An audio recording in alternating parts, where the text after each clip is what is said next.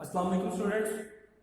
आज जो हमारा टॉपिक है वो एग्जाम्पल नंबर 7 है। चले आइए उसकी स्टेटमेंट रीड आउट कर लें। A hemispherical shell rests on rough inclined plane whose angle of friction is lambda।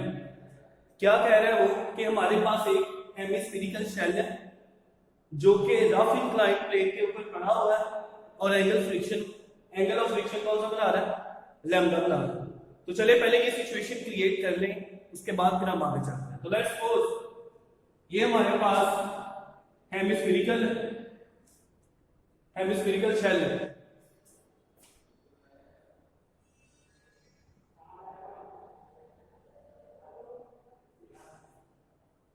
Let's suppose ये हमारे पास हेमिस्फेरिकल क्या है? शेल है। अब ये किसके ऊपर पड़ा हुआ है? इंक्लाइंड प्लेन के ऊपर पड़ा हुआ है। तो लेट्स सपोज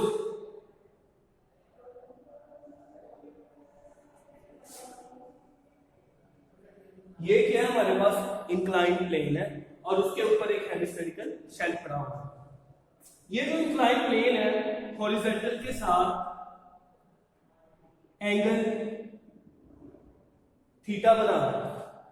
अब फर्स्ट करें कि जिस पॉइंट पे ये जो शेल है, जिस पॉइंट पे इंक्लाइंड प्लेन को टच कर रहा है वो पॉइंट ए, दैट्स सपोज ये जो पॉइंट है वो पॉइंट ए, और ये पॉइंट सी कंसीडर कर ले, ये पॉइंट डी कंसीडर कर ले। अब जाहिर बात है कि इसका कोई ना कोई सेंटर होगा, तो ये इसका क्या हो जाएगा जी? ओ सेंटर हो गया। अब सेंटर से लेकर बाउंड्री तक का जो डिस्टेंस होता है वो क्या होता है? रेडियस होता है। चलिए वो भी कहा कर लेते हैं।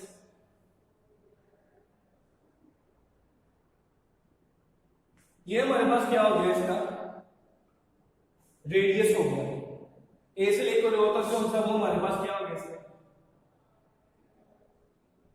रेडियस हो गया। अब इसका जो सेंटर ऑफ ग्रेविटी भी होता है, तो लेट्स सपोज कि यहां पर इस पॉइंट पे शेल का क्या है? सेंटर ऑफ ग्रेविटी है। तो आपको पता है कि जो वेट है वो कहां पे लाई करता है? सेंटर ऑफ ग्रेविटी पे लाई करता है। तो इसका मतलब ये हुआ कि यहां पे जो वेट होगा उसकी डायरेक्शन फिर किस तरफ होगी?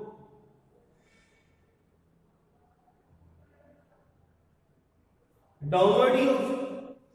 अब यहां से इन दोनों के दरमियान जो एंगल बन रहा है वो कौन सा बन रहा है? लैम्डा। और सिमिलरली यहां पे जो एंगल बन रहा है वो एंगल बन रहा है थीटा। क्या काम किया बच्चे मैंने? यहां पे जो चीज मैंने परफॉर्म की थी वो मैंने नीचे रिटन फॉर्म में लिखी कि हमारे पास एक हेमिस्फेरिकल शेल है जिसका रेडियस कितने आर और उसका सेंटर ऑफ ग्रेविटी क्या है? जी है। और जो वेट है वो कहां पे लाई कर रहा है? जी पॉइंट पे वर्टिकली डाउन है। थीटा एंगल है that plane base make with horizontal, जो कि हॉरिजॉन्टल के साथ बना है। अब इसके बाद आप जरा बच्चे गौर करें फिगर में। तो फिगर में हमारे पास क्या है?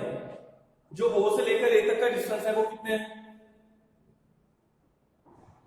R की इक्वल है रेडियस। अब जाहिर बात है यहां से इस पॉइंट पर B का नाम देना। O से लेकर B तक भी रेडियस ही है, लेकिन क्योंकि ये सेंटर ऑफ ग्रेविटी है, सेंटर ऑफ ग्रेविटी ने रेडियस को क्या कर दिया? हाफ। तो OG is equal to R over 2। जो एंगल बन रहा है किसके दरमियान? AO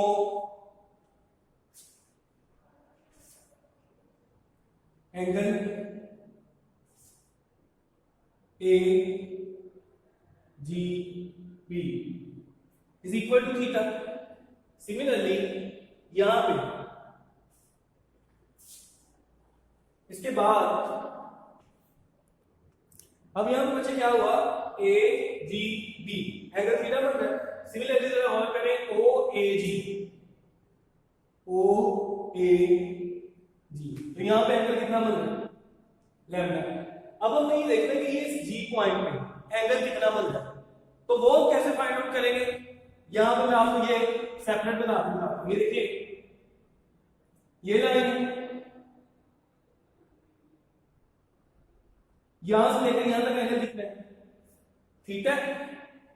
ये पॉइंट जी है, ये टोटल एंगल कितना हो जाएगा 180। 180 में से अब हमने ये चीज फाइंड आउट करनी है, तो कैसे फाइंड आउट करेंगे? 180 में से ये चीज अगर हम माइनस कर दें तो हमारे पास उतना एंगल आ जाएगा जो एंगल इस यहां पे बन रहा होगा। तो इसका मतलब ये हुआ कि angle A G O is equal 180 minus theta. अब बच्चों चूंकि हमने क्या काम करना है, हमने ये चीज प्रूव करनी है, show that inclination of the plane base to the horizontal cannot be greater than this। ठीक है, कि जो सा इंक्लिनेशन बन रहा है बेस का किसके साथ, हॉरिजॉन्टल के साथ, वो इससे ग्रेटर देन नहीं हो। अब आपने क्या काम करना है, अप्लाई लॉ ऑफ साइन। अब लॉ ऑफ साइन हम यूज किस तरह से करते हैं, तो चलिए वो भी डिस्कस कर लेते हैं। Law of sine,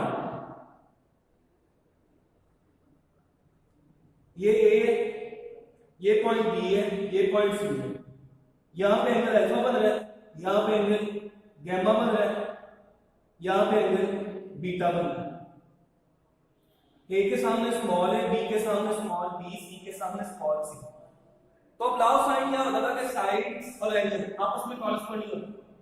a over sin alpha is equal to b over sin beta is equal to c over sin gamma. ये सिर्फ मैंने आपको समझाने के लिए किया है। तो यहां पर नेक्स्ट लिखें, यूजिंग लॉ ऑफ साइन। अब ये ट्राइंगल पे चले जाएं, ओ जी ए वाली ट्राइंगल। तो मैंने क्या कहा, मैंने कहा जो साइड होती है वो एंगल की क्या होती है, प्रोपोर्शन होती है। तो जरा गौर करें, ये जो ओ जी हमारे पास साइड है, उसके सामने एंगल कौन सा बन रहा है, लैम्डा। तो ये चीज क्या हो जाएगी, ओ g over sine lambda is equal to, अब इसी तरह से जरा गौर करें, ये जो ओ ए है, ओ ए के सामने एंगल कौन सा होगा, ये जो यहां जी पे बन रहा है, और जी पे एंगल कितना बन रहा था 180 माइनस थीटा। तो ये साइड हो जाएगी हमारी ओ ए ओवर साइन 180 माइनस थीटा। ओजी डिस्टेंस कितना था हमारे पास, r ओवर 2। तो ये चीज क्या हो जाएगी, r over 2 sine lambda is equal to o से लेकर r, और ये चीज क्या हो जाएगी, साइन ऑफ थीटा। किस तरह से, 180 है तो अपनी कोरिलेशन में नहीं जाएगा, 180 में से कुछ माइनस करेंगे तो दूसरा क्वाड्रेंट आता है, लिहाजा ये साइन थीटा ही रहेगा। इसके बाद ये r इस r के साथ कटिंग हो गया, 1 over 2 sine lambda is equal to 1 over sine theta.